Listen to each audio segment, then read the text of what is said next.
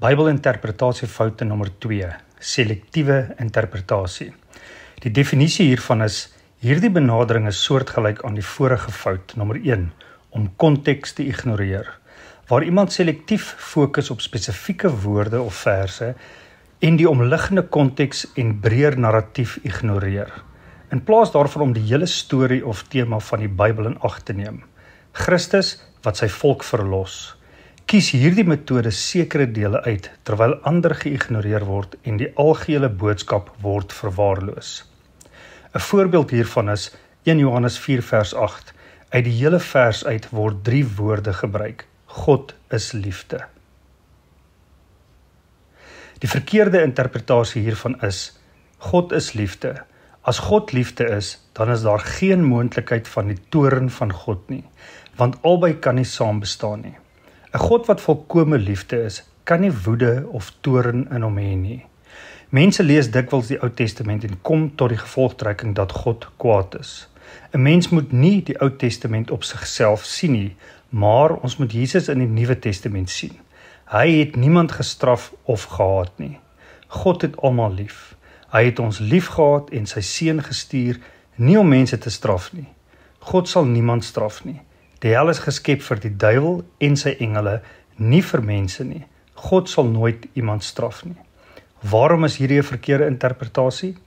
Die probleem met hierdie tipe interpretasie is, dat hierdie enkele frase uit 'n vers, God is liefde, tot so 'n mate vergroot word, dat hierdie een gedeelte verkeerdelik die sentrale tema van die Bybel vorm. Deur slegs 'n klein deel van 'n vers te neem, skep mense leerstellings of teologie daaruit wat die Bybel nooit werklik leer nie. Hierdie selektiewe interpretasie gekombineer met ander foute en dwalings bring idees voort wat nie in die Bybel voorkom nie. Regte interpretasie. Johannes die outeur verduidelik die bewys van verlossing in 1 Johannes. As bewyse nie in 'n persoon se lewe gevind word nie, is die persoon nooit gered nie. Die regte interpretasie is soos volg. God se eienskap is liefde. Hy self is liefde. God het homself lief. Dit wil sê, binne die drie-eenheid hou liefde nooit op tussen sy lede nie, op enige oomblik in tyd. Die liefde van die Vader het nooit afgeneem toe Jesus as 'n gewone man na die wêreld gekom het nie. Sy liefde het ook nie toegeneem toe hy weer in die hemel gesit het nie. Dieselfde geld vir Jesus. Ten alle tye het sy liefde vir die Vader nooit afgeneem of toegeneem op grond van omstandighede nie. Net so neem God se liefde vir sy mense nie toe afhangende van omstandighede nie. Sy liefde is onafhanklik van omstandighede.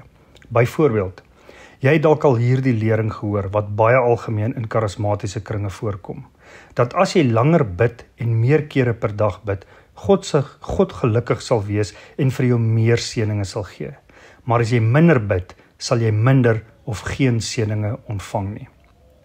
God se liefde neem nie toe omdat jy meer bid nie, en dit neem ook nie af omdat jy minder bid nie.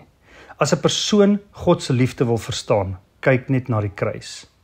Maar God bewys sy eie liefde vir ons daarin dat Christus vir ons gesterf het toe ons nog sondaars was. Romeine 5 vers 8. God het ons lief gehad toe ons as gelowiges sondaars was, en met dieselfde liefde onderhou hy ons tot nou toe. God het ons nie minder lief gehad toe ons ongelowig was nie, en sy liefde het nie toegeneem toe ons sy kinders geword het nie. Sy liefde verander nie met omstandighede nie, want hy is liefde, die definerende standaard. Net so, as 'n persoon wat 'n gelowige is, ander gelowiges liefhet, sonder om te kyk na omstandighede of verskille in ras, geslag, stam, burgerskap van 'n ander land, lidmaatskap van 'n ander kerk, familie of sekere gewoontes, soos om byvoorbeeld 'n vegetariër te wees, dan is hy werklik 'n geredde persoon. Maar as 'n persoon sê hy lees die Bybel, hy bid, woon kerk by en toon liefde teenoor ander gelowiges, maar met sekere diskriminasies, soos die hierbo genoem, dan was hy nooit gered nie. Want God sien nie diskriminasie raak nie en het alle gelowiges lief. Dieselfde soort liefde sal deur ware gelowiges uitgeleef word. 'n Mens moet nooit 'n enkele frase of vers, 'n gedeelte van 'n teks of 'n gedeelte van 'n hoofstuk alleen kies en dit 'n hoofleerstelling of sentrale tema maak nie. Wanneer ons die Bybel interpreteer, moet ons kruisverwysings nagaan met die algemene tema van die boek en die Bybel as geheel. Dit moet ooreenstem met die tema van die boek en die Bybel in sy geheel. Dan sal ons by die regte interpretasie uitkom. Leer die Bybel in konteks.